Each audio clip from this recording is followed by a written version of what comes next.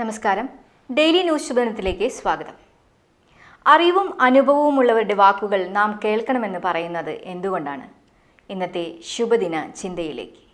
Daily news ശുഭദിനം നിങ്ങൾക്കായി അവതരിപ്പിക്കുന്നത് അമൃത്വേണി ഹെയർ എലിക്സിയർ. ആ കാട്ടിലെ കുളക്കരയിലെ വലിയ പനയുടെ മുകളിലാണ് അരയന്നങ്ങളുടെ താമസം. അവരുടെ നേതാവായ അരയന്നത്തെ എല്ലാവർക്കും വലിയ ബഹുമാനമായിരുന്നു. ആ അരയന്നത്തിൻ്റെ ദീർഘവീക്ഷണവും പ്രായോഗിക ബുദ്ധിയുമായിരുന്നു അതിന് കാരണം. ഒരിക്കൽ ഒരു ചെറിയ ചെടി മരത്തിൻ്റെ ചുവട്ടിൽ വളർന്നു വരുന്നത് കണ്ട നേതാവായ അരയന്നം ആ ചെടിയെ നശിപ്പിക്കണമെന്ന് ആവശ്യപ്പെട്ടു. നാളെ ഈ ചെടി വളർന്ന് ഒരു മരമായി മാറുകയും വേട്ടക്കാർ നമ്മെ തേടി വരികയും ചെയ്യും. ഇത് കേട്ട് മറ്റ് അരയന്നങ്ങൾ പരിഹസിച്ചു. പക്ഷേ നാളുകൾക്ക് ശേഷം അത് സംഭവിച്ചു. തീറ്റ തേടാൻ പോയ അരയന്നങ്ങൾ തിരിച്ചെത്തിയപ്പോൾ വേട്ടക്കാർ വിരിച്ച വലയിൽ അവർ വീണു. അവർ തങ്ങളുടെ നേതാവിനോട് സഹായം തേടി. ആ അരയന്നം പറഞ്ഞു, രാവിലെ വേടൻ എത്തുമ്പോൾ എല്ലാവരും ചത്തതുപോലെ കിടക്കണം.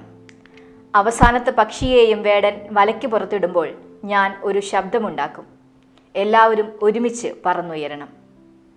അതനുസരിച്ച് അവർ തങ്ങളുടെ ജീവൻ രക്ഷപ്പെടുത്തി. അറിവും അനുഭവമുള്ളവർ ആദരിക്കപ്പെടണം. എല്ലാവരും കാണുന്ന കാഴ്ചകൾ ഒന്നാണെങ്കിലും മനസ്സിലാക്കുന്ന കാര്യങ്ങൾ വ്യത്യസ്തമാണ്. ദിനവൃത്താന്തങ്ങളുടെ അതിർവരമ്പുകൾക്കപ്പുറത്തേക്ക് പറന്നു നടക്കുന്നവർ ലോകം കണ്ടിട്ടുള്ളതുകൊണ്ട് തന്നെ അവരിൽ വിവേകവും തിരിച്ചറിവും ഉണ്ടാകും. വെളുത്ത വാവിൽ നിന്നും കറുത്ത വാവിലേക്ക് യാത്ര ചെയ്തുള്ള അനുഭവങ്ങൾ അവർക്കുണ്ട്. ആ അനുഭവങ്ങളെ നമുക്ക് സ്വീകരിക്കാം, ആദരിക്കാം.